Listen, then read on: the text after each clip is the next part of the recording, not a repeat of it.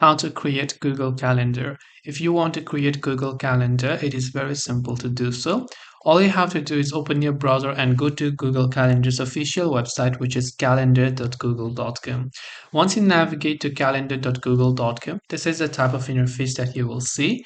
On the left hand side, you can see this option called Other Calendars at the bottom left, and you'll find the plus icon next to it. Click on Add Other Calendars, and to create a new calendar, you can select this option that says Create New Calendar.